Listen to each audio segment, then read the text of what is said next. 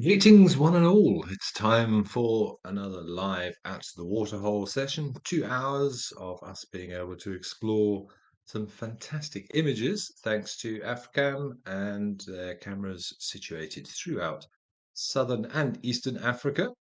Um, and what a way to start the day. We are back at Jamala, the scene of many elephants over the last couple of days, and today is no different. But I'm your host for the next couple of hours. My name is Ben Coley. I'll be looking after you, and a very warm welcome to all of you who are joining us today. And hopefully, we're going to take you on a spectacular journey. And if it continues like this, we will all be very, very happy. This is a live and interactive experience, of course. So if you're watching, don't forget to get in contact with us. You can do that by registering on our website, following on the YouTube chat stream, or using X with the hashtag Wild Earth, and I would be absolutely delighted to hear from all of you. We love hearing where you're from, what you're up to, any questions you have about what we're seeing, or anything to do with nature, conservation, and ecology in general. I don't claim to have all the answers, but I will do my absolute best to answer what I can and greet each and every one of you. But another spectacular scene. Just Jamala, Waterhole, and Tal, both of the Badikwe feeds that we've got, have been absolutely pumping with elephants, and we've had some amazing encounters over the last few days. In fact, at many of our different camera locations, Katai Pan, Naledi, and Olifants West, we've seen lots and lots and lots of elephants of late.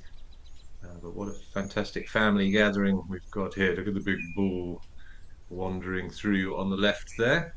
Very nice to see the true difference in size of a big mature elephant bull versus the rest of the group.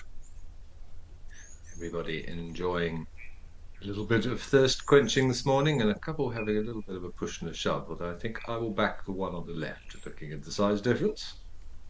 So but nothing untoward going on there, just siblings or related individuals having a little bit of a push and a shove.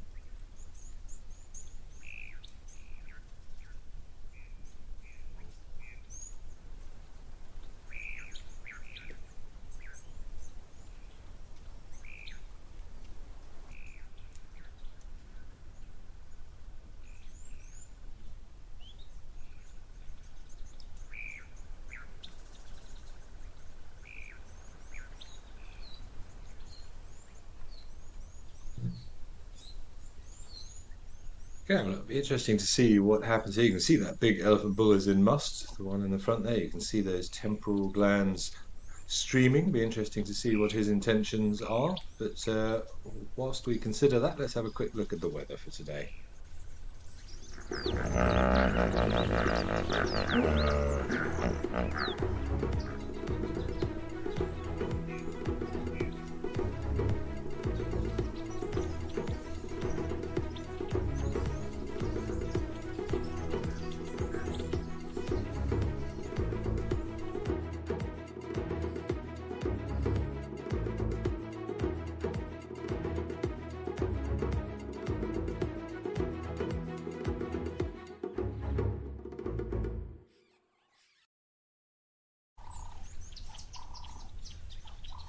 Okay, as always, this time of year, some lovely stable conditions. Temperatures not too hot, in the high 20s, which is a very, very nice temperature. Much nicer than the mid to high 40s that we can experience in the summer, but still warm enough to justify a bit of a pool party. It seems that big bull has moved off. I thought perhaps he was going to investigate a few females. For those of you who are unaware what must is, that big bull who walked past earlier, you could see the secretions coming out of the gland behind his eye, sort of between his ear and his eye, sort of dripping fluid there. That is a surefire sign that a male elephant is in reproductive state. He is considering his options, his testosterone levels are high, and that manifests in that dripping of that temporal gland secretion. You'll also see other signs, such as he will constantly be dribbling urine, and he exhibits a sort of an air of excitement and dominance and prowess. You can often tell an elephant bull in must just by the way he's walking. A very confident animal. He swaggers. There's a definite change in the behavior. And if you are there in person, you would smell him. That all those secretions, excuse me, all those hormones that are being created give off a very sort of acrid smell, which is nigh on impossible to explain to you. But once you've smelt it, you'll never forget it. And it's something that as a guide is ingrained in your sensory database. If you smell it, you need to be on your guard because a musting elephant can be, not always, but can be a little bit more unpredictable and potentially more aggressive. Here he is coming from the right, I think. So it's one of the ways that we would be identifying potential danger, particularly on a walk. If you smell that very characteristic smell, you just need to be a little bit aware. Always a good idea to avoid an elephant bull in must on foot if you can.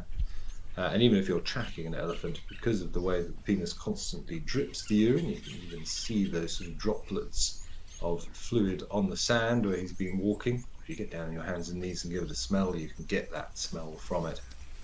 Just a good piece of advice to avoid where possible. You see what he's doing there on the right, touching his trunk to his mouth. He's analysing the urine of the females, seeing if anybody is in reproductive state. But while he patrols the surface, I think we should really be enjoying what's going on in the water. All these youngsters having an absolute blast. He's got a female in his sights. She's vacating the area fairly quickly. Look at the insides of his back legs as well, stained dark from the that dripping urine. Another sign of an elephant bull in must. See everybody giving him a bit of a wide berth.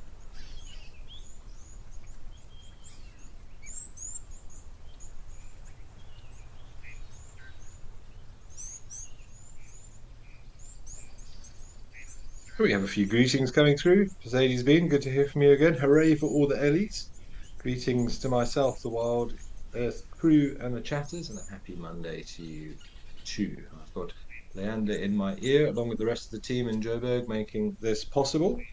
Thanks to all of them, and thanks to you for joining us. Joanne Mello, good Monday, Wild Earth and Ben. Likewise to you too. And you're also enjoying this elephant pool party.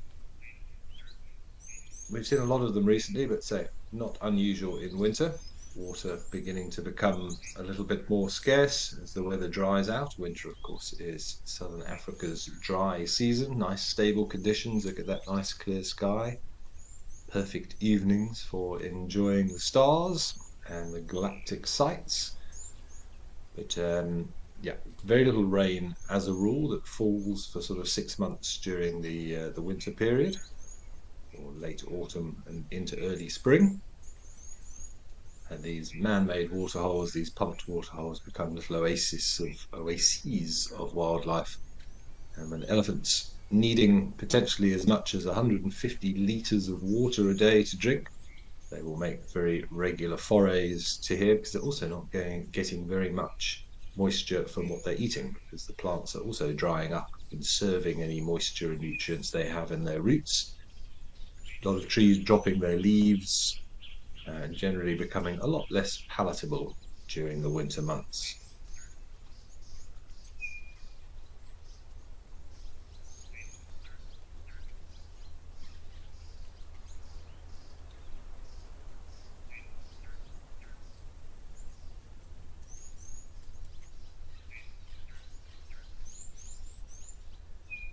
Like these two right in the middle, they've decided that this is very much their waterhole. They're going to take the central spot and having a little bit of a push and a shove. All of these activities so important for elephants, social bonding, and also just keeping those muscles sharp, learning one day how to actually potentially need them in a real life situation. That big elephant bull that we saw, there's a good chance that there is a female here somewhere in heat. He may have picked up the pheromones that she will be emitting. She also, if she is in full reproductive status, will give off a specific type of rumble, this infrasonic sound inaudible to us humans, but picked up by other elephants, and they will all begin to congregate or flock towards the epicenter of that sound. And should two musting bulls come into contact with one another, one will be the victor and continue on to the herd, and the other one will have his must suppressed. He will quickly come out of must if he bumps into a more dominant or a larger elephant. Some very brave warthogs there on the left who are going to try and get in amongst all of these leviathans here. They may have to wait their turn.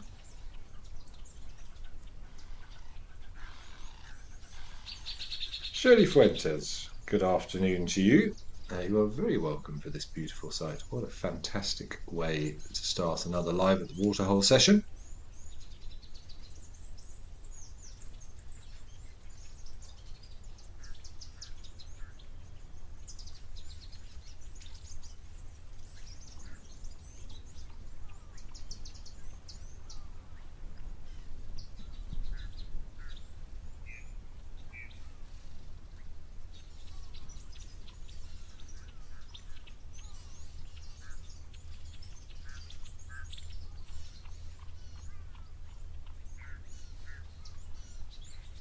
The warthogs have found a little gap there at the left, but you can see this young elephant's decided he's not too happy on sharing. See over the left, waving his trunk at them. Typical behavior from probably a young bull elephant. They do like to chase other animals. And this misting bull is just doing laps of the pool. Very much patrolling the edge, seeing what he finds, any opportunities to be had.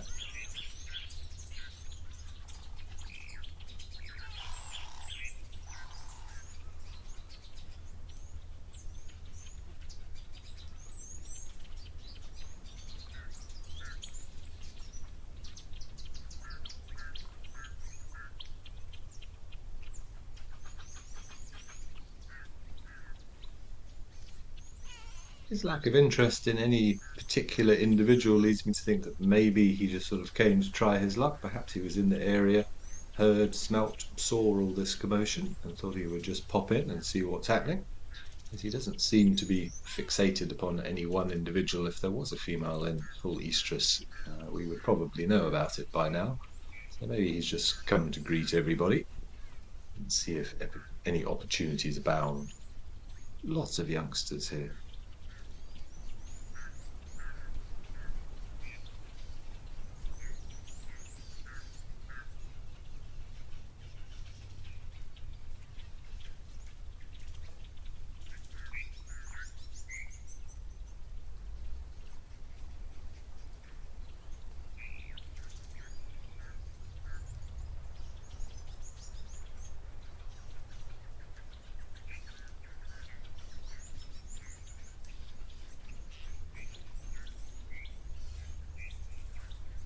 Interesting to see his reaction to that other bull behind him there. Just gave him a little look and a head shake, and the other bull instantly showed submission and moved away. No doubt as to who the boss is in this situation at the moment.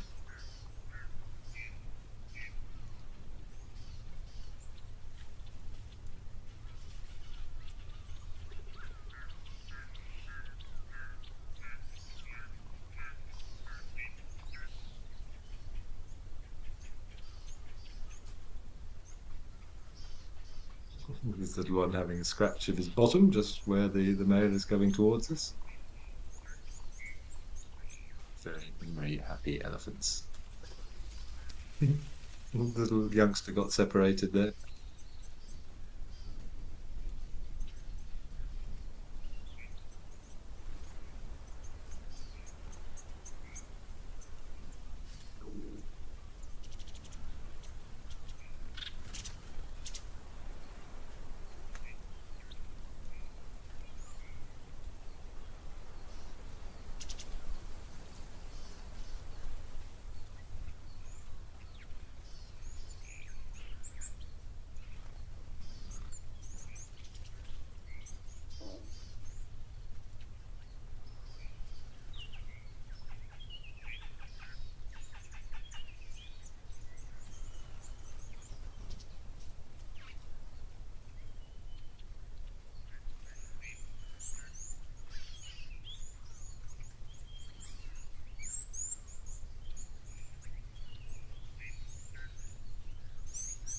In fact, playtime may be over for now. This big bull coming into the equation may have something to do with that, just upsetting the apple cart slightly.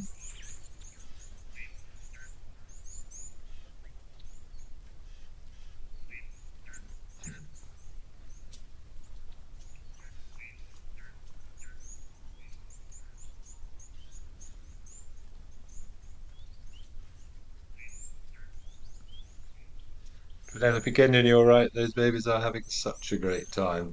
These two looks as if they were standing their ground, and I think interesting to have their trunks up, also analysing the smells that he is giving off. They almost seem interested in what's happening, learning about what's going to happen for them in the future.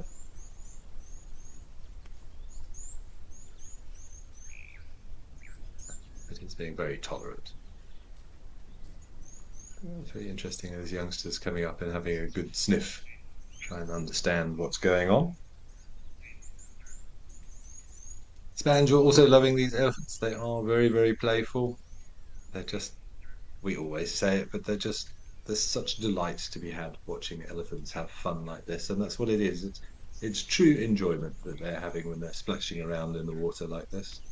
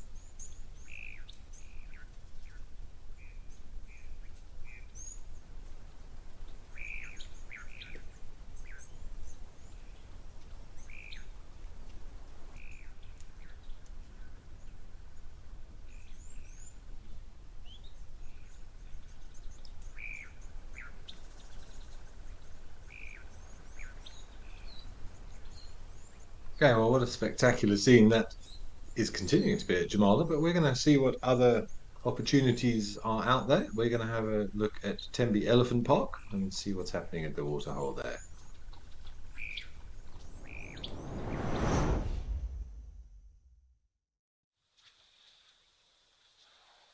So from one side of the country to the other, from the west to the east, here is that familiar scene, Tembe Elephant Park. Much, much greener on the coast there, of course, more moisture. See a few more clouds in the air.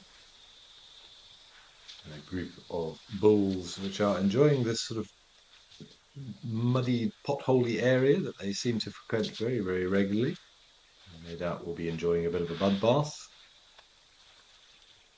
gaining some minerals from that soil.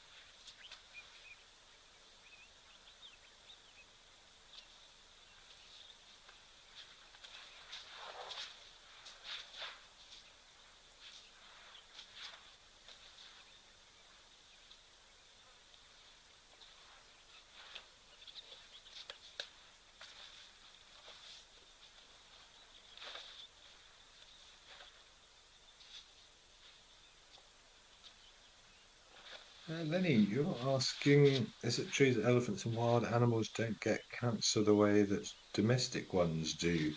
Um, Lenny, honestly, I don't know, to be honest. That's something I would have to look into. That's why we love getting questions from you.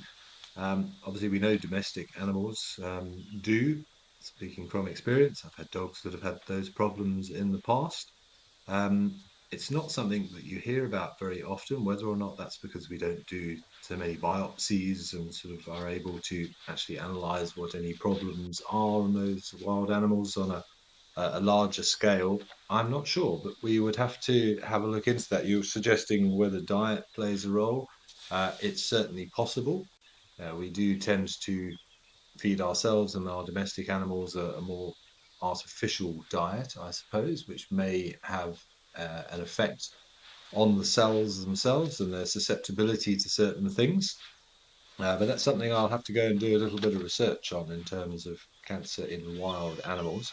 So this is why we love questions from you. Please do keep them coming in because it gives us things to go and read up on, and well, knowledge is power.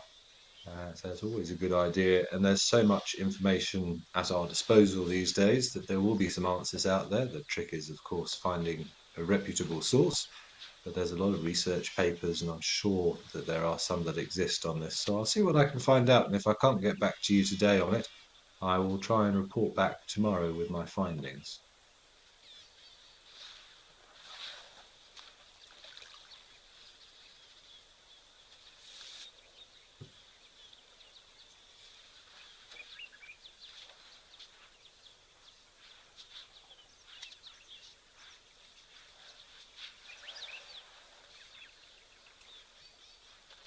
Certainly, what we do know about elephants is their ability to self-medicate, as it were. It's been well documented that elephants have a very good understanding of the requirements of their body, and if they are um, feeling sick or are not at 100%, they often know what the cause of it is, or they have, again, sort of nature nurture debate whether they can figure it out themselves or the body just tells them what they need.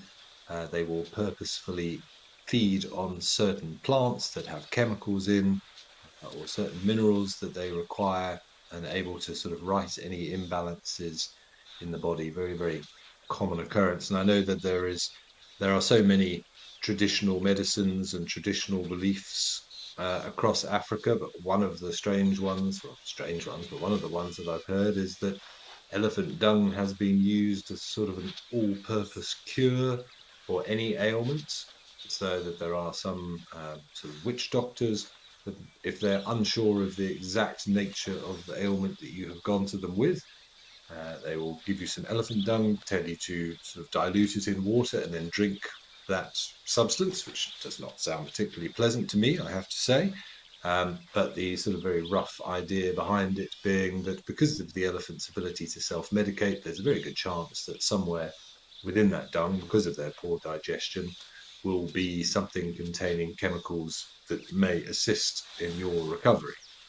So I suppose you could see it as a sort of a general antibiotic, an all-purpose cure. Not something that I would necessarily choose to partake in, but you never know. So there are many, many examples in nature, and in fact, the majority of medicines that we use today have their origins in plants or botanical samples or come from animals um, that we now synthesize in laboratories. Most common example being aspirin, which was originally discovered in the willow tree. We now, of course, do synthesize it, but those active ingredients were first discovered in willow trees, and there are lots and lots of herbal remedies that are certainly or do seem to be particularly effective to certain things.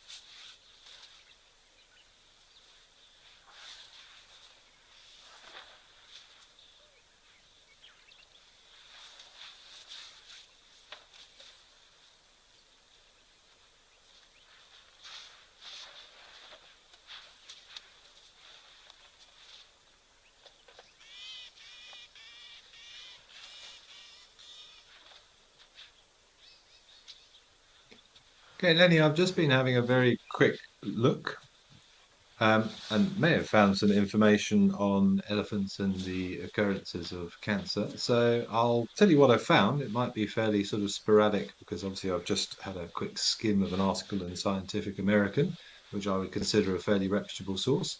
But let's pop over to Tao first, and then I will regale you with what I have found thus far.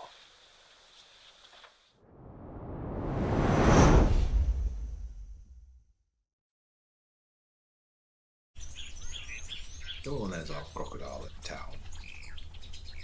Okay, so back to your elephant question. So what I've quickly discovered is that there is a gene that is in all animals, which is known as P53, which helps repair DNA, which is damage caused through replication. So one of the reasons that cancer becomes prevalent in animals is because the more times that those cells are replicated, the more chances that they can be damaged, that they can become mutated, and that is one of the causes of cancer. And it seems that we as humans and many other animals have one of these P53 genes, which creates two proteins which are supposed to help combat that.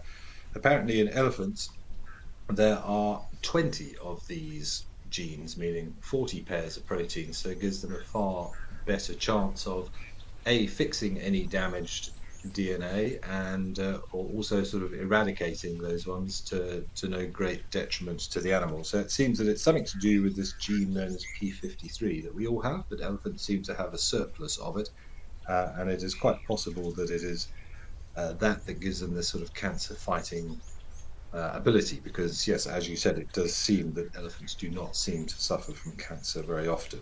So I'm going to do some more research on that, but it's all to do with this gene P53, which prevents mutated cells from turning into tumors, basically.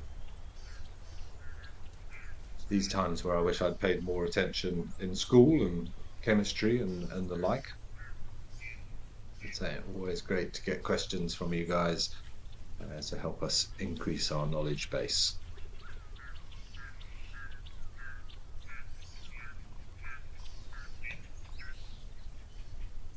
Fabulous views of our resident croc at Tau here, though.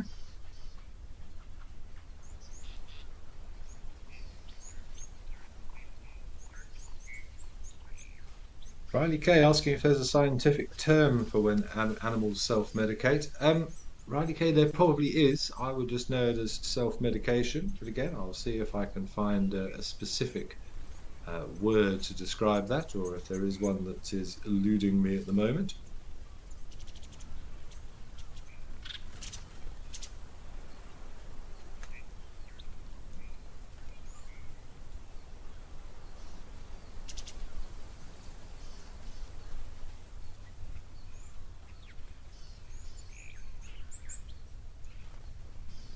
Right, Riley K, it seems that there is a word, and you can all laugh at my pronunciation because it has multiple syllables. It is zoopharmacognosy. There you go, that's a good one for the Scrabble board. So that's the behavior in which non-human animals self-medicate by selecting and ingesting or topically applying plants, soils, and insects with medicinal properties. So zoopharmacognosy. That's another new word for me.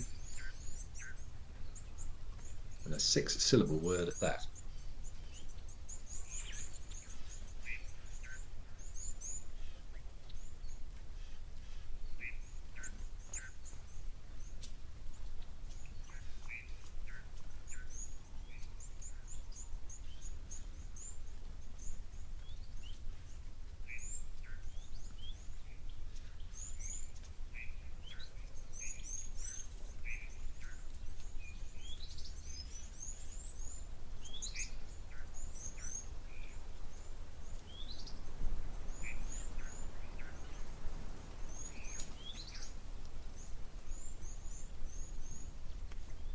Jan Mello, you are enjoying this croc. He's a good size. Difficult to gauge size from a sort of a close-up view like this, but I would think probably closing in on 2 or 3 meters. Crocodiles can, of course, grow to almost obscene lengths. Record crocodiles over 6 meters in length, the largest, of course, being the saltwater crocodiles out in Australia. Generally speaking, in southern Africa for the Nile crocodile, yeah, a really big one would be perhaps 5 meters. And as a rule, females don't get particularly big, maybe up to about 3 meters. So if you see a crocodile that is larger than 3 meters, there's a very good chance that it is a male. The males do grow a lot larger than the females. A rather brave great egret in very close proximity to that crocodile, but rarely do they waste their energy on birds, although this crocodile in Tau has been seen taking an opportunistic snap occasionally at an unsuspecting bird on the bank.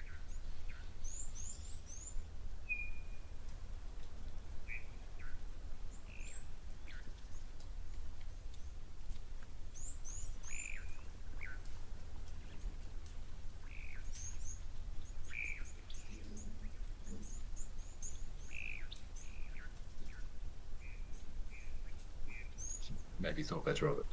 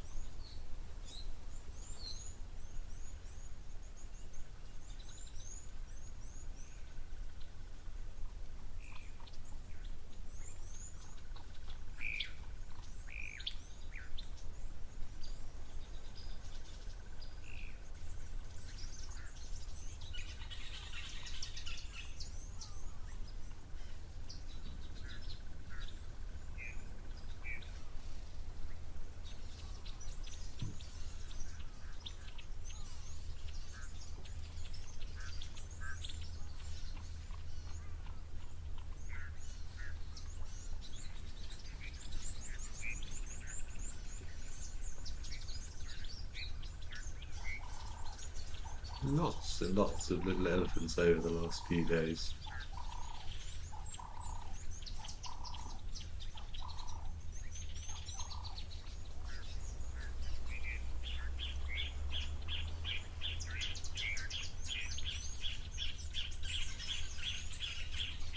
Everyone's struggling to get up at the back. Oh, flopped down.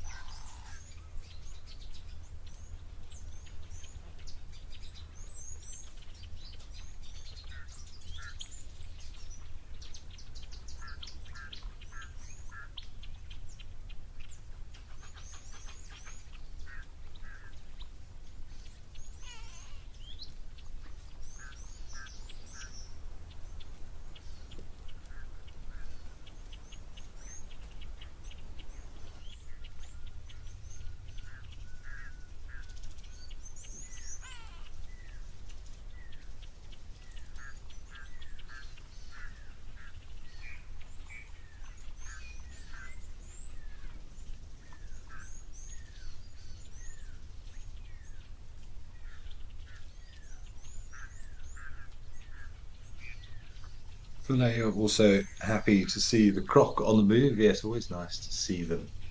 The way they just sort of slink through the water, there's something rather ominous about it all, isn't it? How much of that is because of our preconceptions of crocodiles and their rather sort of stealthy nature, I'm not sure. But there is something sort of rather fascinating, almost sort of serpentine, the way that they slither through the water there. And Spange, what a nice comment saying if you don't return to South Africa before you die, you hope you can go back there in spirit. Well, if you've already been, I think part of your spirit will always be there. They do say, and I can speak from experience, that once you go to Africa and it gets under your skin, it will never not be there. It is a very, very special place. It has its challenges, certainly, but there are, in my opinion, no places in the world that have the same aura, that sort of connection to nature, just the sheer fascination of it, the diversity of form and life is unprecedented.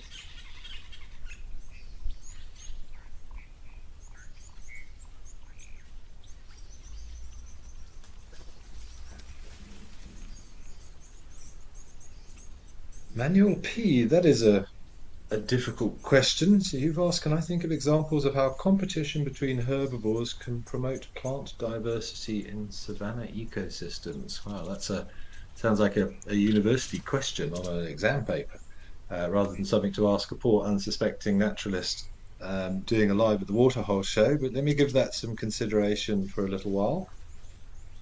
Generally speaking, a multitude of herbivores is going to cause a reduction in diversity.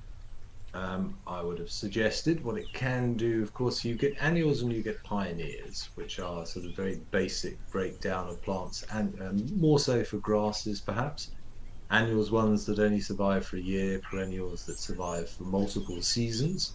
Annuals are normally much simpler. So they're only designed to last for one season. They're not particularly palatable because they don't want to be eaten. They produce a huge amount of seeds because they are only there for one season. So they've got one season to get it all done and they won't get another chance. And generally speaking, you'll find those annual plants, which are often what we call pioneer plants, on areas that have been damaged. And it's not particularly good quality soil for more complex, advanced plants to grow upon. So I always sort of describe them as they're nature's plasters, nature's band-aids, depending on what you want to call them. So if an area has been damaged by overgrazing, for example, you'll get an influx of pioneer species, of annual grasses, of those unpalatable, generally not very deep-rooted, not very tall-growing plants, because they don't have much time, and they don't have much opportunity to get big because of the lack of nutrients in an area that has been diminished due to some overgrazing, for example, or chemicals or man-made problems. So I'm just trying to think how, I suppose you could say a competition between herbivores, whether they're all eating the same thing. In a perfect world, what you want is a whole bunch of different things eating different parts of the plants and eating different plants. And that should allow for a greater diversity. But if you have too much of one thing, it can cause great damage. Sort of the normal analogy that I would use during training was if you had a field, say 100 meters by 100 meters, and if you had only one cow in there, that area would become very vegetated, and there are certain plants that will prefer not to be eaten, and they will do very well in an undergrazed area. If you were to put 100 cows in that field, that area would become overgrazed, and that would again suit a different category of plants. And if you had the perfect amount of cows, so there's the perfect amount of grazing, because plants do need to be grazed upon or browsed upon to promote sort of growth as well, then that's when you'll get your biggest diversity. So it depends on what's in the area in the first place. But you know, competition, if there's too many of anything, it's a bad thing, put it that way. I feel like I'm rambling slightly on your answer there, Manual P, but if I come up with something else, I'll let you know. I mean, elephants are a good example of that. If you have too many elephants, they knock over all of the trees, and then that allows the grasses to take over. If you have too many grazing animals and not enough browsing animals, all the grass will be destroyed, and the wooded plants will start taking over.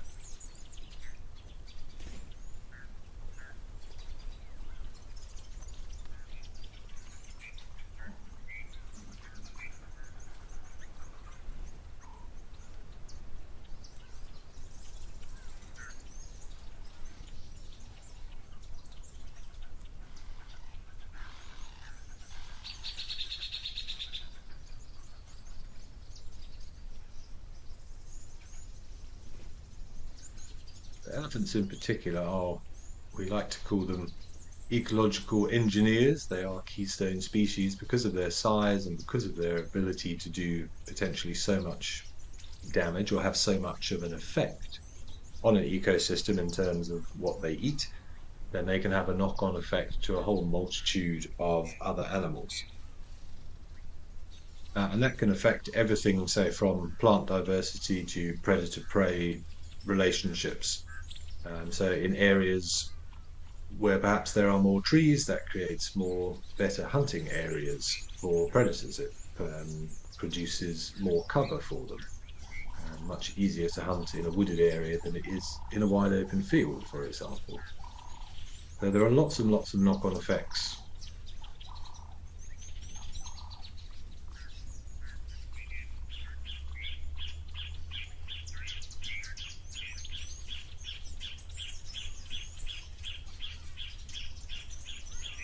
Afternoon to you as well, Dark Main Lover. You're very welcome for everything that you've seen so far. It has been a great show. Lots of elephants as normal. I'm glad that you love learning about wildlife and nature. We do what we can, certainly. And so do keep those questions coming in. I'm definitely going to research the elephant cancer question in a little bit more detail when I've got a bit more time. Always good to get these questions and comments coming in.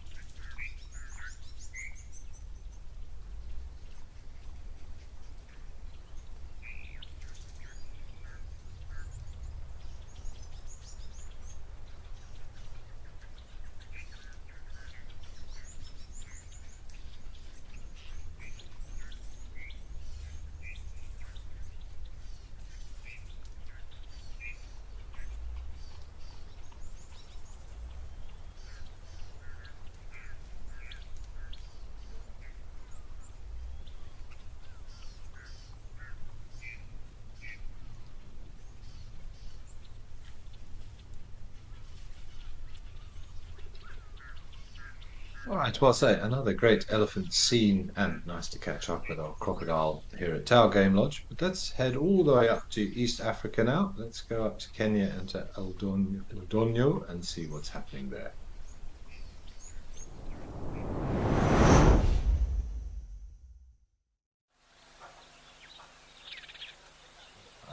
We have a giraffe, a beautiful giraffe bull, considering coming down for a drink, which may take some time, as often.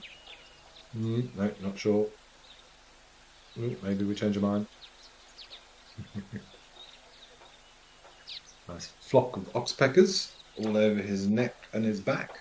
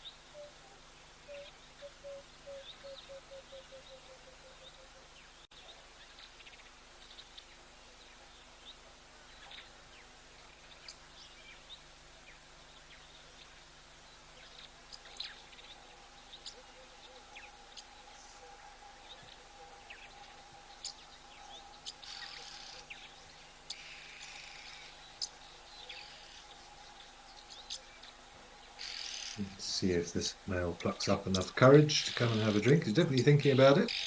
I think he's being very, very careful that there isn't anything untoward in the area. Very normal behaviour. Excuse me, very normal behaviour of giraffes to be very tentative before coming down to drink.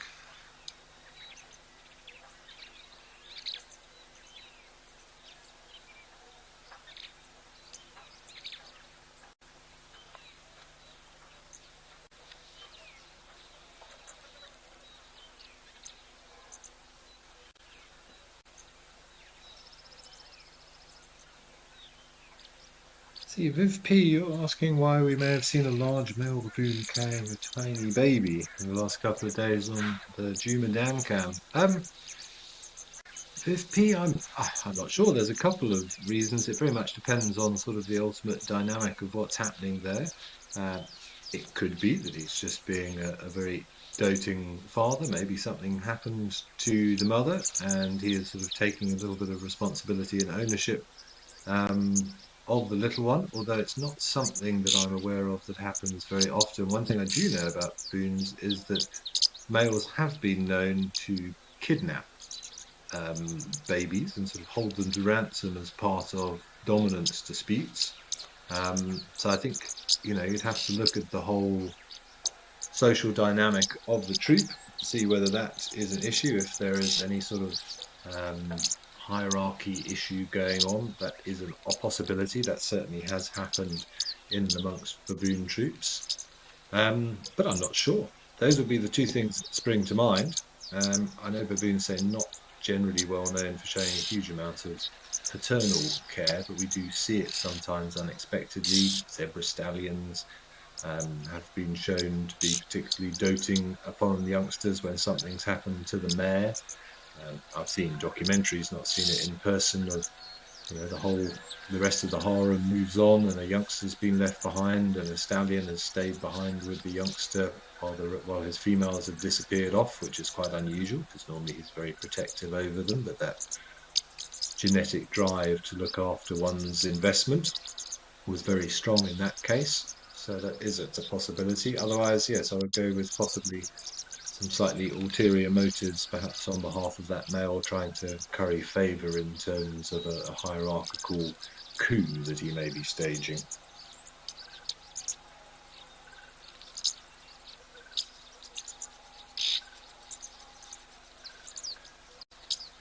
It'll be interesting to keep an eye on that to see if we get any more news or anything else changes in that dynamic.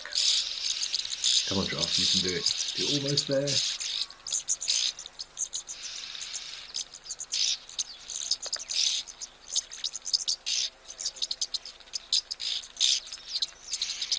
Oxpeckers also taking the opportunity that their lift has now arrived at the water. You see them all having a little bathe down there.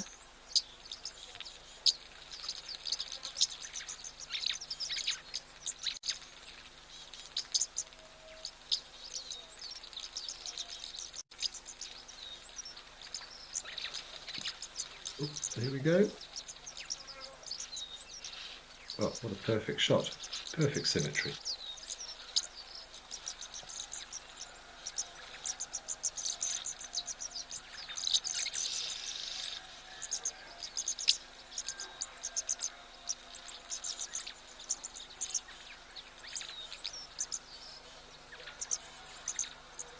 An iconic image, if ever there was one, the ungainly grace of a giraffe. It's interesting to me, having seen giraffes drinking quite often on these cameras recently.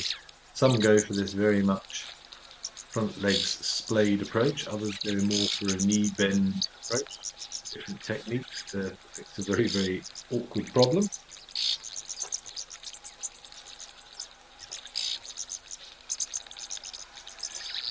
Hear that very sort of electric rattle of all the oxpeckers, that great noise that they make. As guys, we are very much programmed to that noise whilst walking in the bush. Do you hear that? Pretty much a surefire indication of the presence of some animal. Could be a giraffe, could be some impalas, could be warthogs, but it might be something a little bit more untoward. Buffalo, rhino, something you need to be more aware of. So it's a noise that we sometimes wake up in the middle of the night going, "Oh, oxpeckers, where are they?" It's drilled into us from an early age.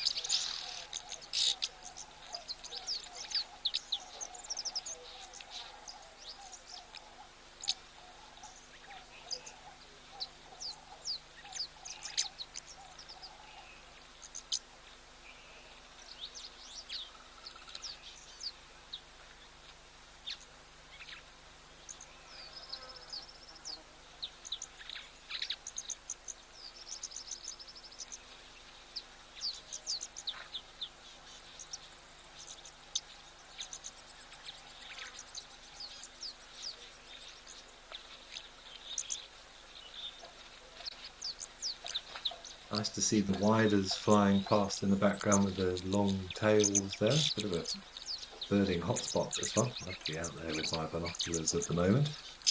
But it was interesting, last month when I was doing this, we saw some birds, and I thought it looked like the way that we saw some sort of straw-tailed widers we saw. That looked like a paradise wider that just flew past, but a great, um, a beautiful bird, and amazing how they can still fly with those massive tail feathers, almost sort of weighs them down. Generally will only develop them during the breeding season, and then during the non-breeding season they revert back to what we call um, eclipse plumage. So the males will lose all those bright colours and those rather extravagant tail feathers and go back to a relatively nondescript brown colour, very, very similar to the females, because there's no point advertising yourself to potential predators during a non-breeding season. Not sure exactly what widers you get up in East Africa, up in that area of Kenya, where we get the um, broad-tailed and the long-tailed paradise widers down in southern Africa. Looked very similar to that, so I would think a derivative thereof. But look at all those oxpeckers on this giraffe. Whether or not he's got a little bit of a tick infestation there, or whether they just felt that it was a perfectly good caravan to attach themselves to, we will have to wait and see.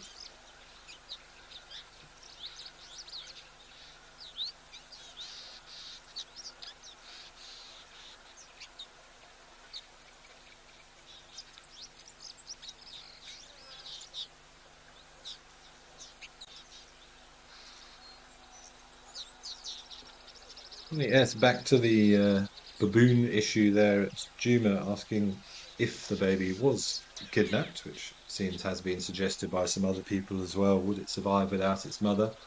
Um, for a short time, perhaps. It very much depends on how reliant that youngster still is in terms of mother's milk. If obviously the male can't produce any milk, and if that baby still requires milk, then regrettably no, it won't survive for a very long period. They also require a lot of other sort of love from the mother, particularly in terms of keeping warm this time of year. If in the cold evenings that we get in South Africa, if that male is not doting upon the little one, which it probably isn't, there is a chance of exposure and other things. So whether or not he will give it back, or the mother will be able to regain it, or if the actual dominant male will be able to reclaim it and cause the other male to return the baby, that I'm not very sure. They're not something I've had direct experience with, but I would think, regrettably, if it is a very young infant, that no, there's a very good chance that it would not survive, unfortunately.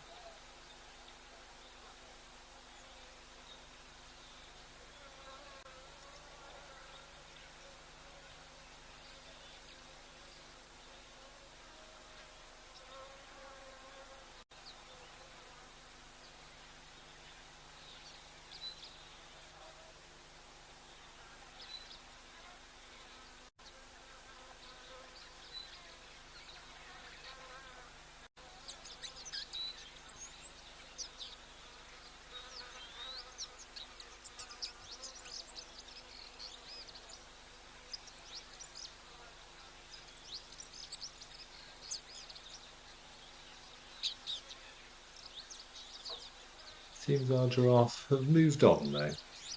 Looked like there was a young female in the background as well, but it seems that she wasn't too keen on a drink.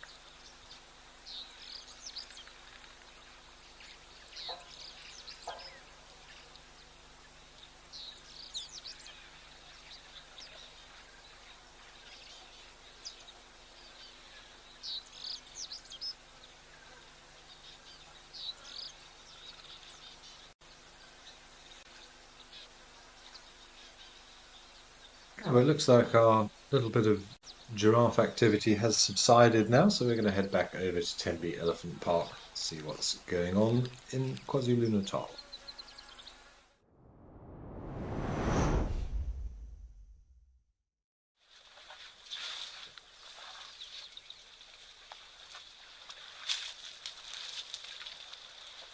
Those four elephant bulls have not moved much from when we saw them a little earlier. Possibly one more has joined in the background. Everybody quite content staying close to the water, one enjoying the shade. of that. I'm trying to see what that is. Is it a jackalberry or a bourbon tree?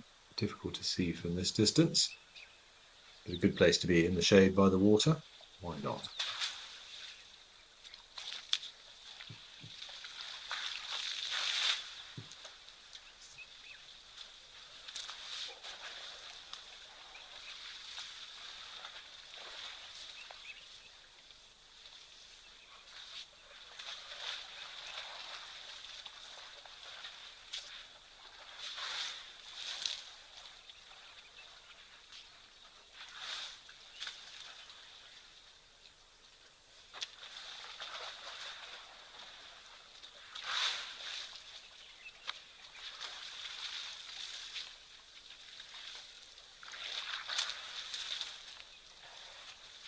Joanne Mello, you're commenting on how beautiful the landscape is. It is very picturesque here at Tenby Elephant Park, certainly.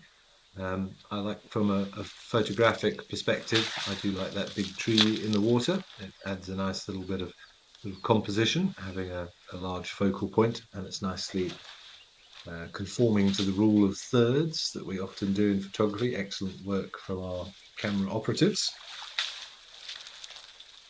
And nice to see a little bit more greenery. You see how dry it is in the west, up in Madikwe, those areas around Tau and Jamala. Of course, a little bit damper, a little bit moister on the east coast, next to the Indian Ocean, which is quite warm. A lot more evaporation, a lot more sort of humid temperatures. Having worked in KwaZulu-Natal, KwaZulu-Natal in the summer can be exceptionally oppressive in terms of the humidity. So a little bit more moisture for that vegetation to benefit from.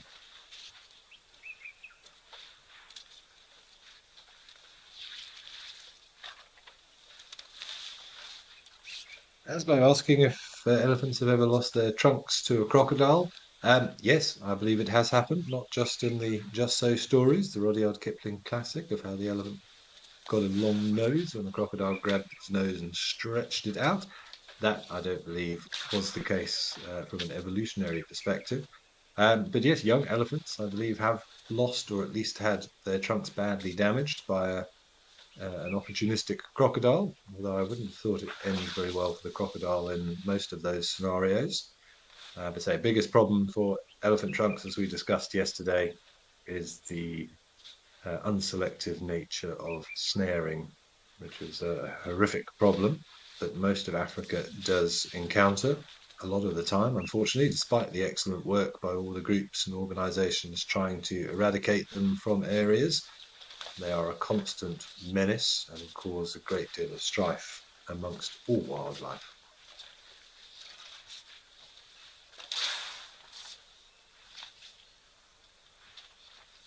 And your P saying that must be incredibly painful with all the nerves. Absolutely, it's like the tips of your fingers. You hurt the tip of your finger. It's one of the most painful things that you can do because of the clusters of nerve endings. I would imagine, yes, to have someone bite your trunk if you're an elephant must be a fairly traumatic experience. I remember reading about one instance where a snake rather inopportunely wrapped himself around an elephant's trunk, probably out of fear more than anything, and this elephant apparently went ballistic, charging through the undergrowth, and eventually what was left of the snake was found as the elephant had managed to dislodge it from its trunk, and pretty much trample the poor snake into next to nothing, I would think. But yeah, elephants do get very, very upset if their trunk is messed with. It's an incredibly sensitive organ that is vital for their survival.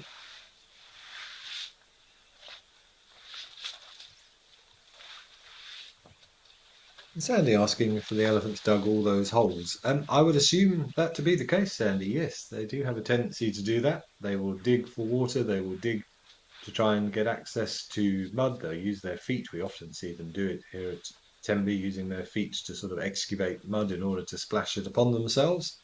But it's not it's not necessarily a destructive thing. That's creating nice little wallows for warthogs, for buffaloes, for rhinos, for other animals to come and use. And in the case of many seasonal pans that fill up during the summer months when we have a lot of rain, you can see an elephant there doing a little bit of scratching and digging to create some mud. A lot of those seasonal waterholes have been caused by something as simple as maybe an elephant treading in the mud, leaving a depression, that fills with water. A warthog comes and rolls in it. It gets slightly bigger. Multiple warthogs come. It grows. Larger animals come, and that then sort of gives birth to a seasonal pan, which will fill up and be a little refuge for animals during the dry season. It also takes pressure off the permanent waterholes because it allows the animals to access water elsewhere, so they don't always go to the same spot. One of the problems of having permanent waterholes in places.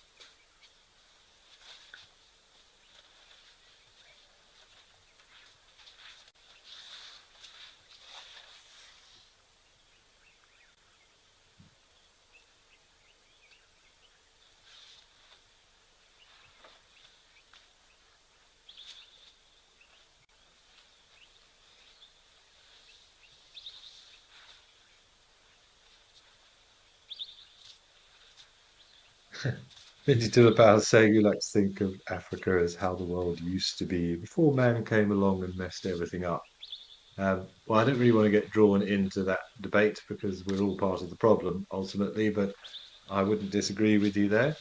And there is a massive push to try and return the natural world to areas or to the way that it used to be before we messed it up. And we are certainly trying. This came up in conversation with somebody the other day, but the people's awareness of the damage that we're doing, be it from a global warming perspective and just generally our lack of respect to nature, has become a lot more prevalent over the last 10 to 20 years. We at least, or more people at least, are appreciating the impact that we do have on nature and the importance of not doing so. I look back on my guiding career of closing in on 20 years now, and I've seen a definite shift in people's mentality and people's respects towards nature. Um, when I first started, it was more about how close can we get? Let's get the best photograph.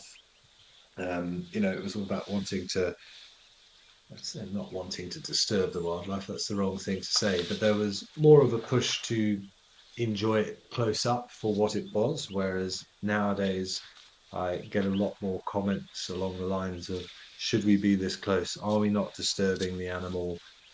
Shouldn't we leave the animal in peace? Are we not, all of those questions and those comments are far more common now than they used to be. I've noticed a definite shift over the last decade or two in people as a rule's appreciation of nature. And certainly, say, coming back to the UK, from when I first left here 15, 17 years ago, the whole push to recycle, everybody's appreciation for the environment is very, very different than it used to be. Far more renewable energy sources. It's a good thing. We are seeing a push. Hopefully, it's not too little, too late, but we can but try, even if it is quite far down the scale.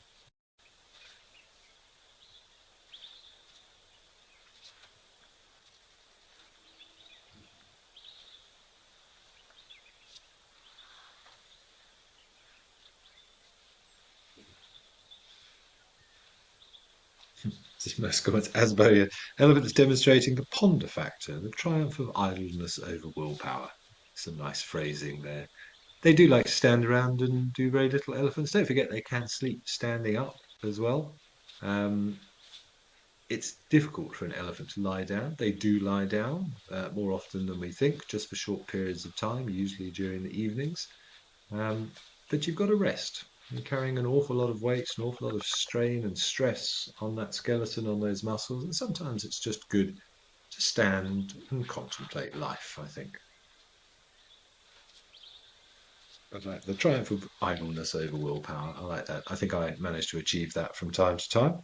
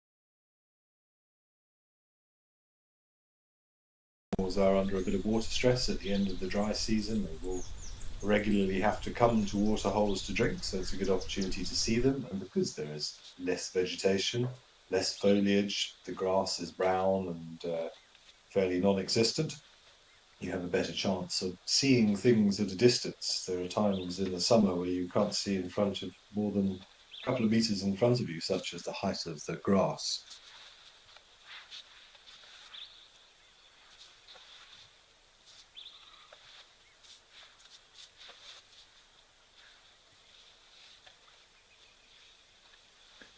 Dark Main Lover, you're asking if lions will ever hunt a full-grown elephant. Excuse me. Well, it's happened, yes, but not necessarily a full-grown elephant. But the most famous example of that, of course, is been up in Botswana a sort of decade or so ago with the very famous pride in the Savuti Channel that specialised in hunting elephants. They weren't taking full-grown adult bulls, but they were taking young elephants, sort of juvenile elephants. But that was a so it's very much not the norm. A lot of it brought about by the fact that they had so many mouths to feed. That pride, if I recall, numbered over 30. And great if you are a pride of lions numbering 30 in terms of being able to hold on to a territory and all of those social bonds, but that's a lot of mouths to feed. And just taking out an impala, unfortunately, does not go very far. So they were forced to look for bigger prey. It was also very dry up in that area, so a lot of herbivores under some severe nutritional stress and not as strong as they could have been. And there certainly were incidents of that pride taking out juvenile elephants. It was quite the scene. I've watched documentaries on it, never something I've witnessed firsthand, but hours and hours to be able to put down such a big animal, and I would think horrifically traumatic for the elephant. It would not have been a quick death, but certainly has happened. Closest I've seen is the famous coalition of the Mapocho lions. I know four of them at one point took out a young rhino I heard about. It happened not too far from where I worked, not long before I arrived. So occasionally it does happen. Lions are capable of taking down large prey, but normally, say, juvenile versions of those large prey, or taking advantage of an animal that is badly injured or sick or weak for some reason. But hippos, another example, lions have taken out hippos before. But more often than not, if you see them feeding on a big animal, that animal succumbs to some other cause, and the lions are merely taking advantage of a surplus of resources. Elephants do kill one another in particularly aggressive exchanges, as do hippos. I saw lions feeding on a hippo in the western sector of the Sabi Sands many years ago, and that hippo had been killed by another hippo in a bit of an altercation. We also had a dead hippo, I remember, when I was at Sabi Sabi, which had succumbed by rather stupidly picking a fight with an elephant and had got tusked through the chest and died from his wounds. That fed the lions for a couple of days as well. So that is more common.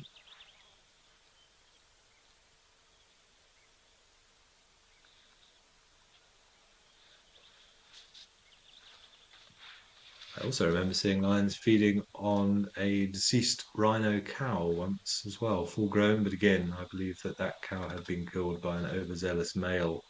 I don't know the exact story, but again, it wasn't.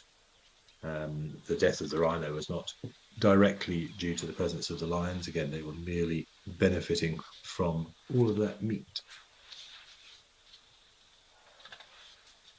But those lions in the sands, they had a particular, the Southern Pride, as they were when I was there, they had a particular love of buffalo. It was interesting when they were feeding on that hippo. They turned up probably the day or 2 days after it had happened. They spent the morning feeding on it. They had quite a few cubs. The cubs stayed behind, gorging themselves. I've got photos of it somewhere. And the sort of the matriarch of that lion pride stayed behind and supervised the youngsters. The rest of the adults thought, nah, we don't really like hippo. They wandered off and were seen only an hour or two later hunting a herd of buffalo in the vicinity. So, despite the fact that there was this huge amount of meat there, they turned their nose up at that particular hippo and rather went off hunting buffalo and were successful that evening in bringing down a buffalo. It just shows that even when the opportunity is there, some lions, some animals do have a particular preference of food.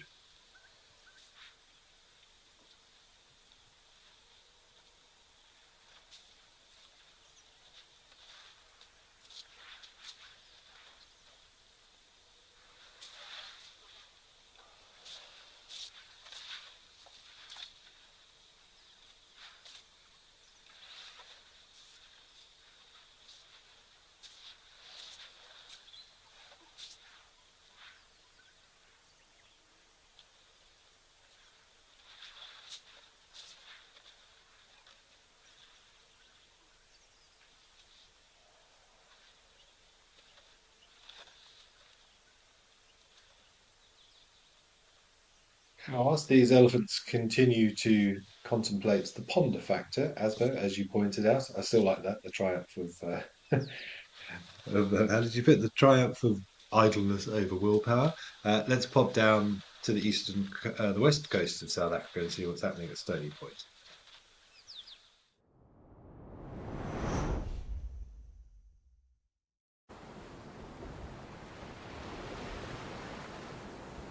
We've got one of our beautiful hyraxes perched rather precariously on the rock there.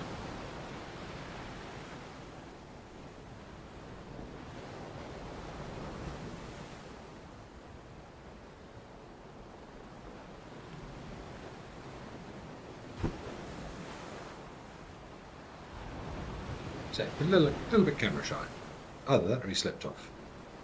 It looked like a controlled dismount. Remember, hyraxes do have those specialised feet, lots of sweat glands on those rubbery paws that they've got to give them extra grip. Oh, there's a little nose, and the way the ball of their foot is designed or has evolved to create this sort of air pocket that when they compress it down onto the soil, it forms a little bit like a suction cup. Gives them particularly good grip for jumping around on precarious rock faces.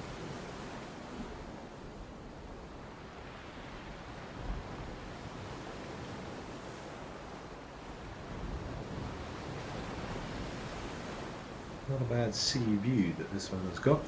Pay a lot of money for some real estate like that in most places.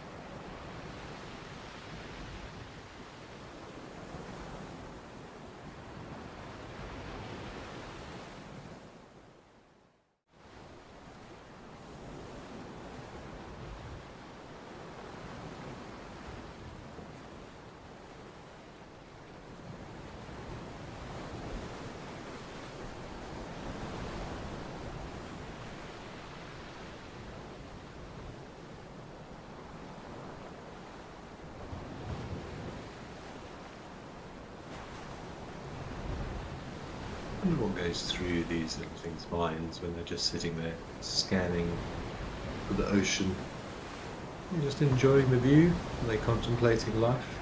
Who knows? Maybe doing some complex astrophysics in their head, for all we know. It does make you wonder. Looks deep in thought.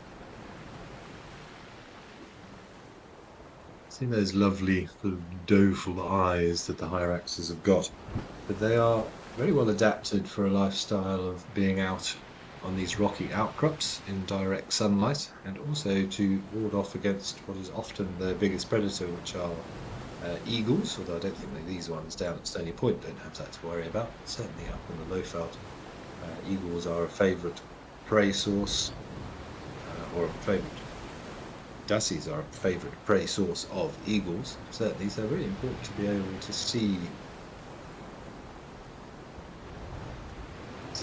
any potential danger approaching you even in direct sunlight.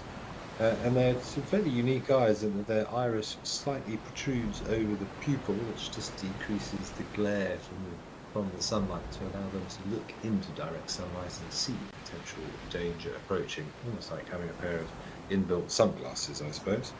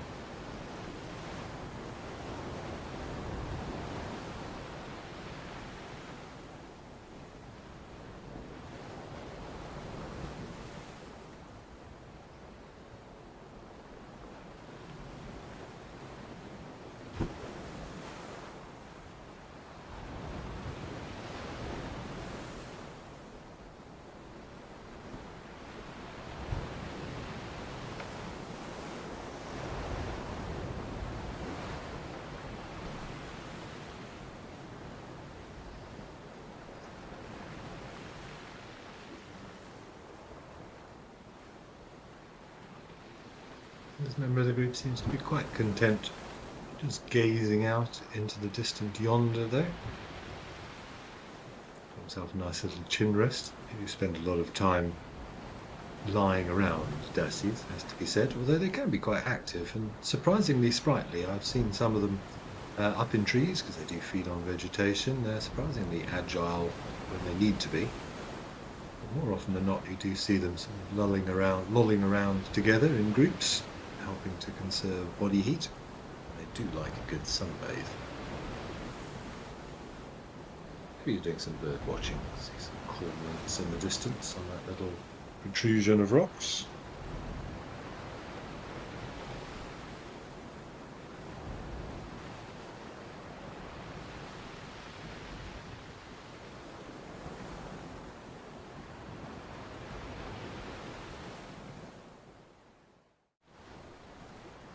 Some white-breasted cormorants there, something a little bit smaller having a scratch, maybe a Cape cormorant.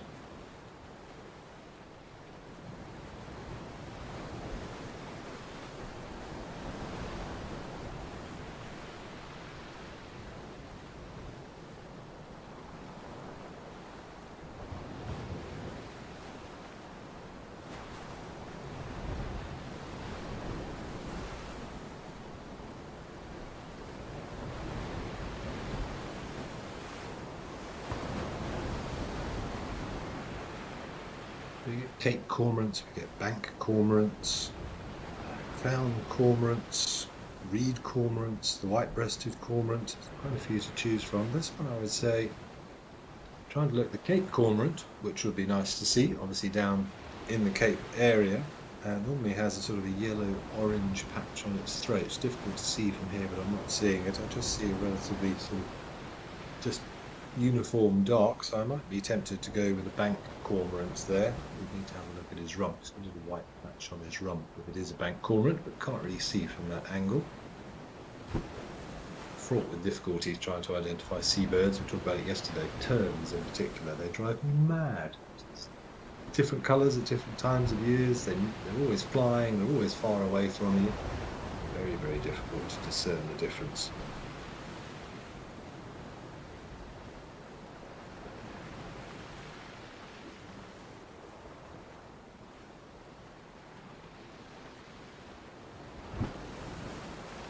Some nice waves rolling in.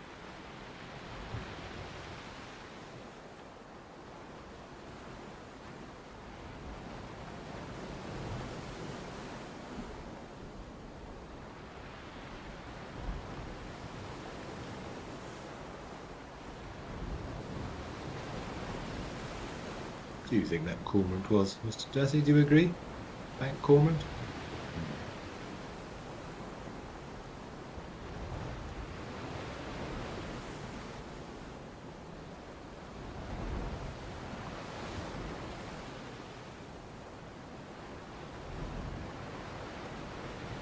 Jan Miller, you were enjoying some vista shots there of the horizon. Yeah, it's nice to see some ocean from time to time. There is something sort of meditative, is that a word? Meditation related. There's something very soothing about just watching the ebb and flow of the oceans.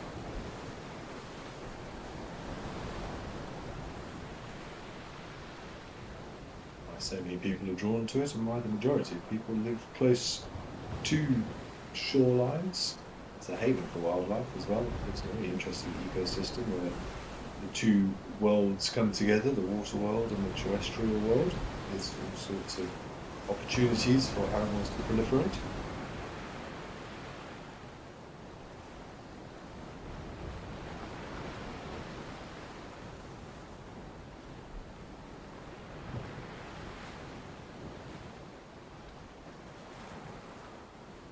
Good afternoon, Cosmic Carol from Wales. Thank you for joining us.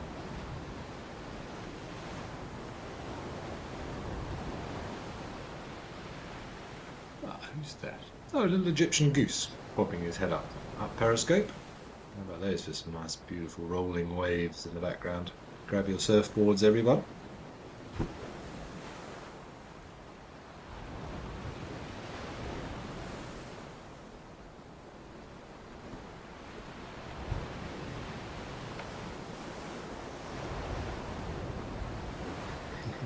Juicy.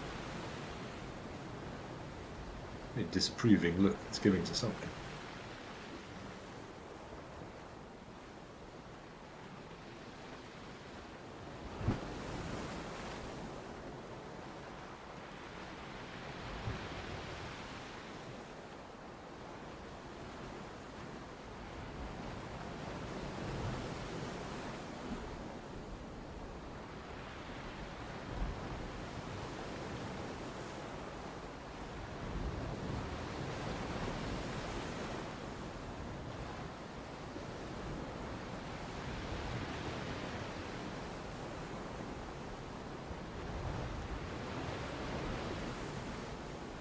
Scary to think about the vastness of the ocean. Of course, 70% of our planet is water.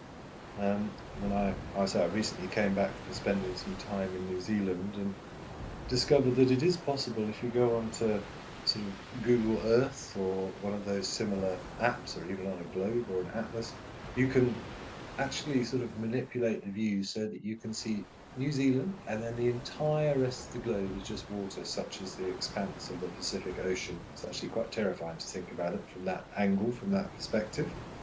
There's an awful lot of water here, and we know so little about the ocean depths. We probably know more about the closer regions of space than we do about what goes down there. There's the presence of hydrothermal vents at the bottom of some of these expanses of ocean, where that warm, hot, liquid mantle of the Earth is seeping into the ocean, creating its own little ecosystems. And we've discovered a whole variety of organisms that are completely reliant upon that geothermal energy, not reliant at all on sunlight, which we thought for a long time was the driving force of pretty much every ecosystem out there, and may well be where the first life developed, around those hydrothermal vents using the energy there.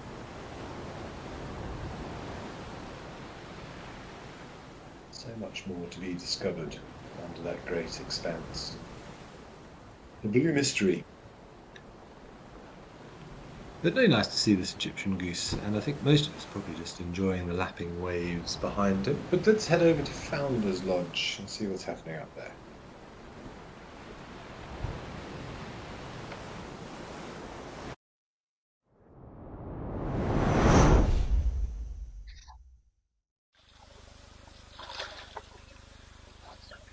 Amazing! That's some white rhino having a drink. Of course, this is one of the only locations where we are allowed to show you rhinos, but how special is that? Two rhinos having a drink.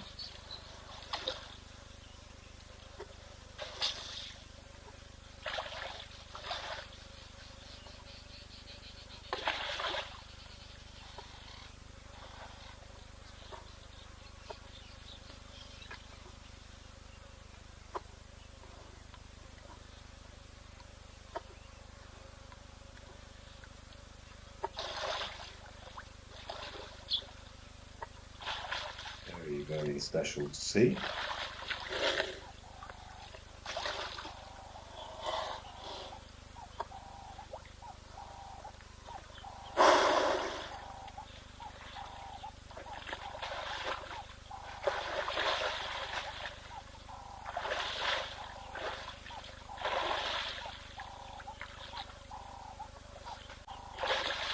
We're going to have a plop down. Yep.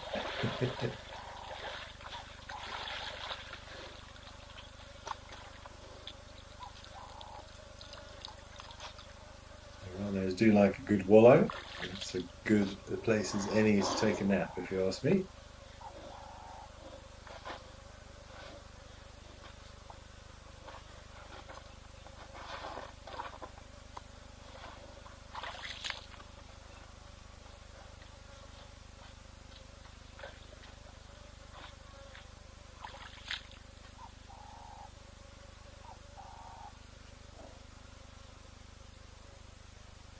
Incredibly special. This is the first time that I've seen live rhinos during my visits here to live at the waterhole. Very special to see. Canine girl agreeing. Great time to pop in and have this beautiful privileged sighting. Well put. Glad you were able to join us at this moment.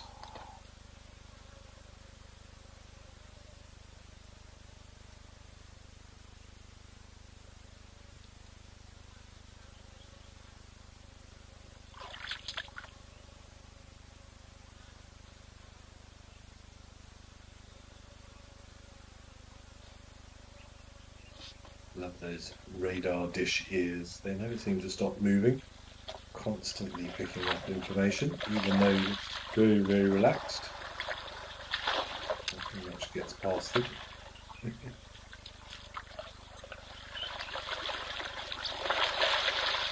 Wondering what that thing is in his front leg. He's got a sort of an ankle bracelet on.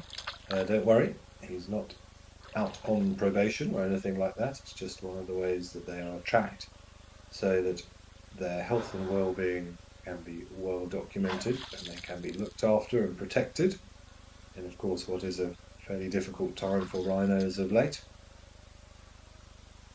But it does look like it is improving slightly. Figures suggesting that, say, the poaching numbers have dropped over the last couple of years, not significantly and by no means enough, but better than they were a few years ago, certainly.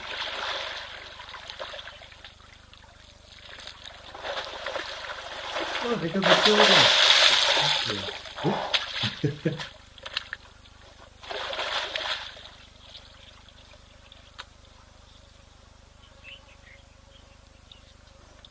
This one on the left, you can see with the stumpy horn there, that one obviously has been at some point recently dehorned. One of the unfortunate measures that we have to go to protect these incredible animals, where they are occasionally sedated and the horn is removed. But unlike an elephant's tusk, which if it's broken will not grow back, nor the antelope's horn, the rhino horn will grow back. But I forget exactly how much it grows, maybe sort of a centimetre or two a year, So it's something that does need to be done periodically, just to make them less of an attractive target.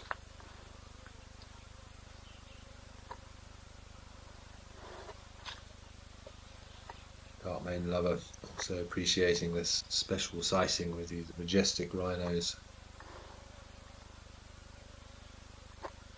You can see the little notch taken out of this one's left ear. It's an identification marking. You can see the one on the right also has notches. So depending upon which ear and the shape and the positioning of those notches, those animals are on a database somewhere. We've got genetic information about them. They are monitored. And every time they are darted for whatever reason, for another dehorning or anything like that, updated information will be taken so that should something unforeseen happen, we will be able to trace the location of where that stuff came from. And it's just a very good way of keeping an eye on those animals. So depending on which ear, the shape of the markings and the positioning of the markings will give that animal a number and will be on a database somewhere. Sandy suggesting that some horn removal needs to be done. Yeah, they are a little bit longer than perhaps some of them, but obviously it's always a difficult one. I mean, we need to do it for the safety of the animal, but you also don't want to do it too often because it's a traumatic experience for the animal. Anytime you're administering anesthetic, general anesthetic, and knocking the animal out and then bringing it back again, it is stress on the animal, and there's also the potential danger that something might happen from a physiological perspective. So it's a bit of a balancing act as to how often it should be done versus how often it needs to be done.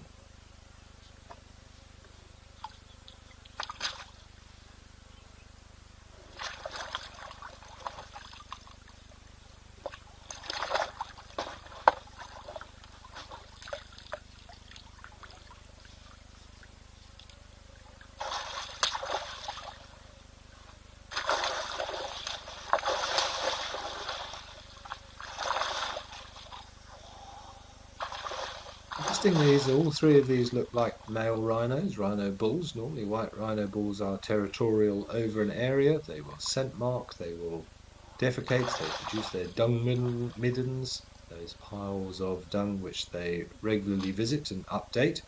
The classic analogy being the sort of the rhino Facebook page. He has his home pages scattered across his territory that he comes and updates from time to time and reads the comments left by other rhinos. But it's not unusual to see bulls together. They do form bachelor herds if they're not territorial animals, and they're relatively accepting of one another as well. Even if, let's say, this one in the water, this is the territorial bull rhino of this area. If the neighboring territorial bull doesn't have access to water, he will be allowed to drink from this one's waterhole so long as he behaves himself, doesn't show any attempts to be dominant, leaves any potential females that are in his area alone. And you'll often see the way in which they urinate as well. So the territorial male rhino will spray backwards thanks to his rather unusually shaped appendage, allowing him to do so. It's called that be able to urinate backwards is called to be retromingent. That's another good word for everybody. But a non-territorial rhino bull or a rhino in someone else's territory will generally urinate straight down as opposed to spraying backwards because that will be seen as a territorial challenge.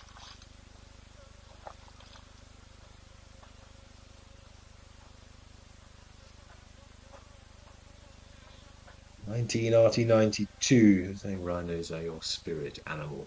There is something very, very special, prehistoric, and beautiful about these animals, certainly. Many people seem to resonate with the rhino.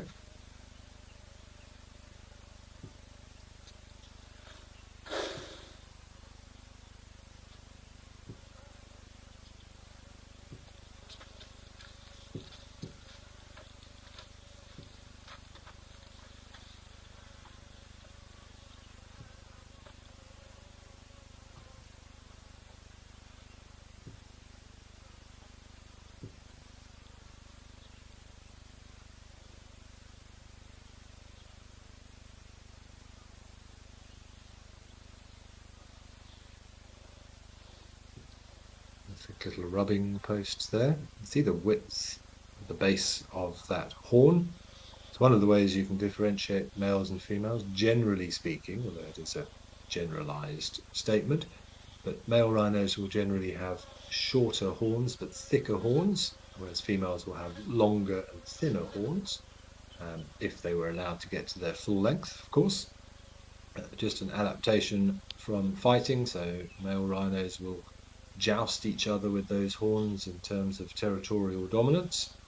And you might be very impressive visually to have a long horn, but it needs to be solid and secure so that it doesn't break off during an exchange. So you normally find male rhinos have much thicker set horns.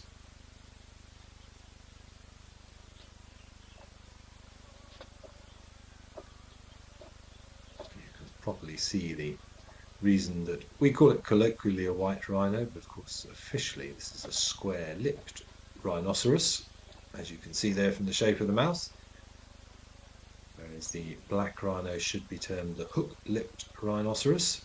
Much smaller head, carries it more upright, and a much sort of more triangular shaped mouth. Remember, the main difference between the two is to do with their diet. This is, to be honest, a giant lawnmower. The long head means that he can just walk along with his lips just above the ground, chomping grass, taking a massive surface area with those very sort of tough lips. They don't use their teeth to pluck the grass. They use their lips, clamp the grass blades between the lips and rip the grass out. Whereas black rhinos are exclusive browsers, so they eat leaves and twigs. You'll see that evidence in their dung. If you're in an area where there are both, you can examine the dung. And if it is more blackish in colour, it's likely to be white rhino, ironically, because the silicates in the grass having that effect on the colour of the dung. Black rhino dung is generally browner because of the tannins that they get from the leaves and the twigs, and you will find those twigs, plenty of them, intermingled with that dung, almost always cut at a near perfect 45-degree angle, just because of the structure of the mouth.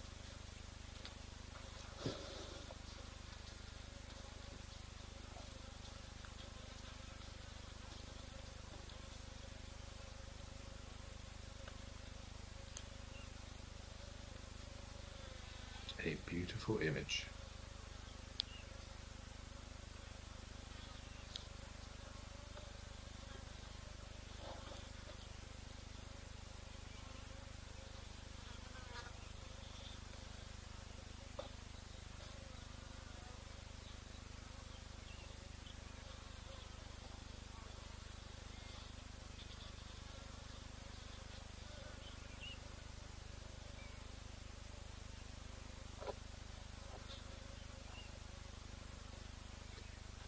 I think one of the things that always amazes me about rhinos is they have this sort of, they look like great big sort of loping, lumbering creatures, a little bit like a hippopotamus, but they are incredibly agile. Again, difficult to explain until you've seen it, but if you were to accidentally give a rhino a shock, they can spin around, they can jump up in the air. I've seen rhinos jump up in the air, spin 180 degrees before hitting the ground again. They're incredibly fleet-footed for such a large animal. Big white rhino bull like this can weigh in at close to 2.5 tons, so 6,000 pounds, and yet they can go from a lying down position to a standing position in a split second if they need to. And they can run very, very fast, 45 kilometers an hour going flat out, there or thereabouts, 40 to 45 k's an hour. Much more agile than their physique might suggest.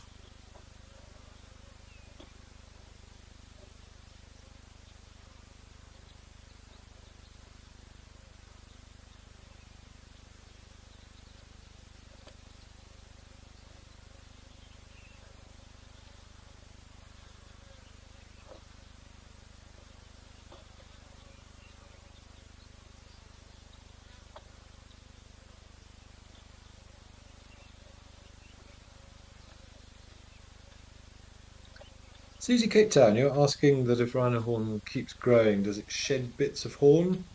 Do we say we trim our fingernails cat's claw branches, etc.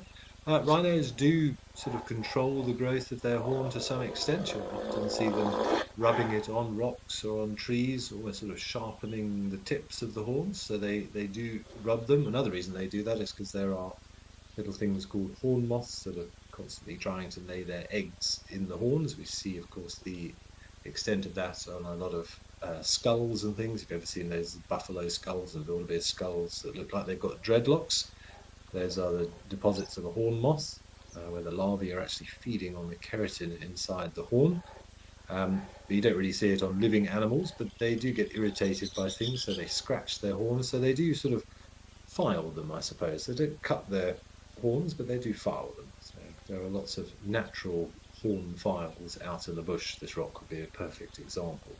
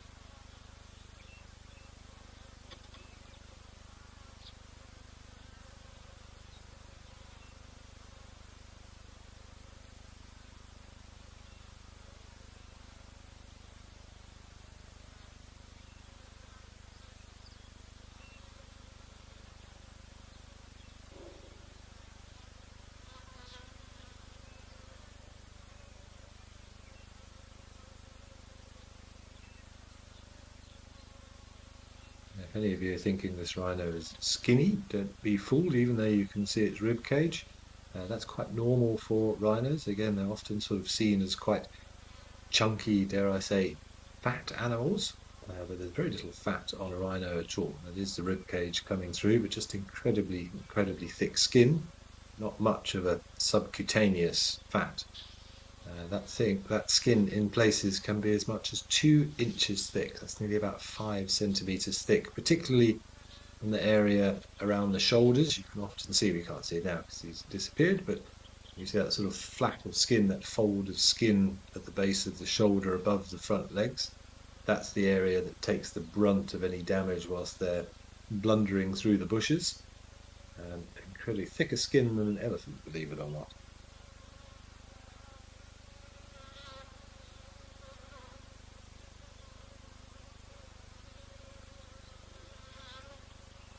Dark Mane Lover, you're right. They are very special animals. That was a really, truly special experience to have 3 rhinos having a drink there. And that was a beautiful view on top of the mound there.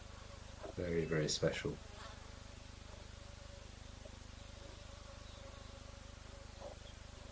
Zebras close and far, the much more open landscape of the Eastern Cape that Mantis Founders Lodge. Similar to Amacala, those of you who are watching our safari live exploits, a different vegetation, a bit more scrubby and more open than the Lowveld as a rule.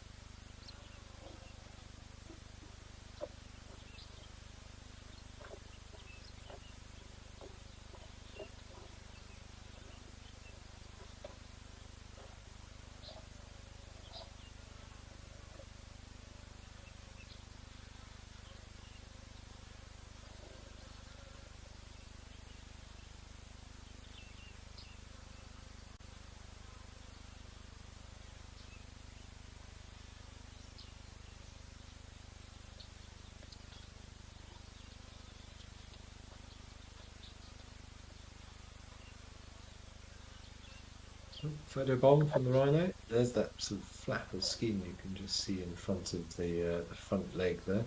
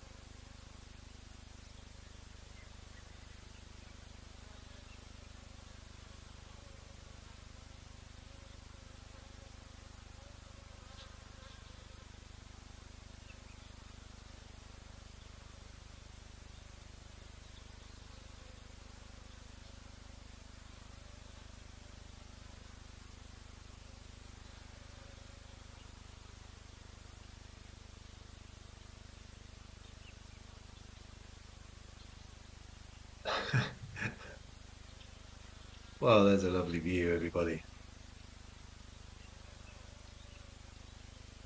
You see the way he's scraping his back feet, so there is obviously a midden there. So it suggests this is the territorial bull of this area. Defecating, kicking it open to increase the surface area, increase the smell with all that hormonal information, and also getting that smell on the soles of his feet. So now that he's walking, he's leaving his footprints quite literally for other rhinos to scent.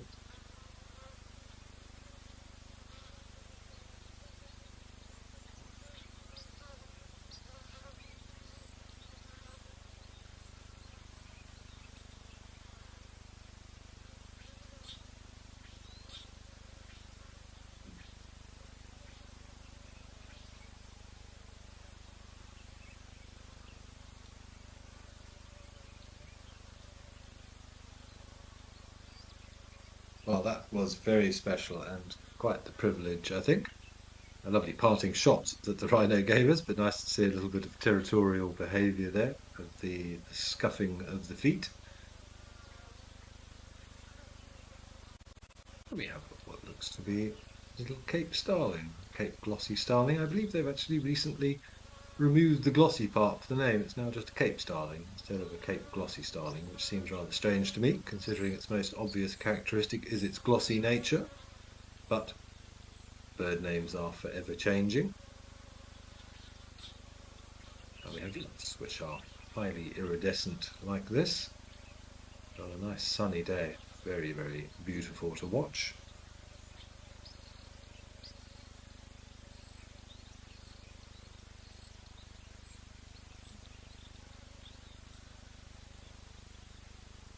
Dark Main Lover, I'm glad you've enjoyed the show and that you've enjoyed all the sightings. We have been blessed with some wonderful ones, particularly these rhinos. I mean, that is something very, very special for all of us to witness. But between giraffes drinking and elephants playing in the water again, we've had some wonderful sightings. But it is almost that time. We only have a few minutes to see what's happened over the last few days on our safaris, and then of course it'll be time for the sunset safaris, and who knows what we'll see then.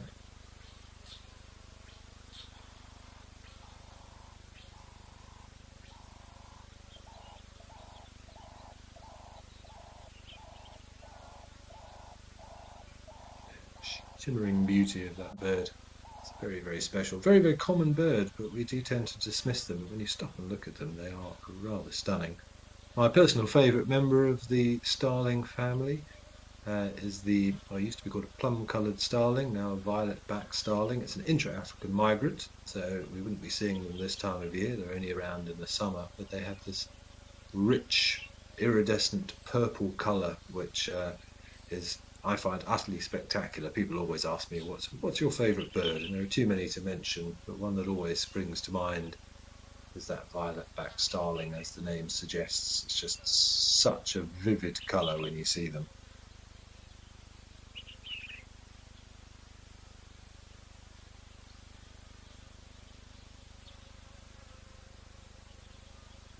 The most common ones up in the low felt though would be the Cape starling, the Cape glossy starling, and then the blue-eared starlings. We get very difficult to tell the two apart. Cause great debate between many guides as to which one of the two that they are. Generally, the greater blue-eared starling to me has more of a greenish sheen to it, as opposed to the glossy starling, which has more of a bluish iridescence. But very, very hard to tell the difference, but very different calls. So another example where knowledge of bird calls is key in terms of identification.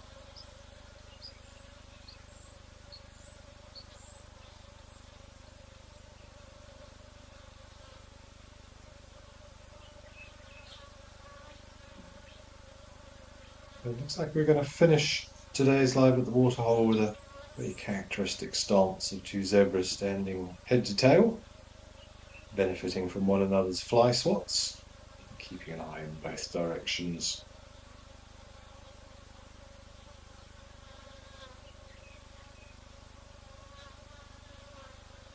But we are almost out of time. We're down to the last minute or so. So, to all of you who have joined us, I hope you've enjoyed the show as much as I have. I'll be back again tomorrow, 12:30 Central African time, for another 2 hours. I'm very much hoping that you'll be able to join us. But thank you for all of your comments, all of your questions, and wherever you're watching from. Enjoy the rest of your morning, afternoon, evening, or night. And don't forget to stay tuned to see what's happening on the afternoon safaris very, very shortly.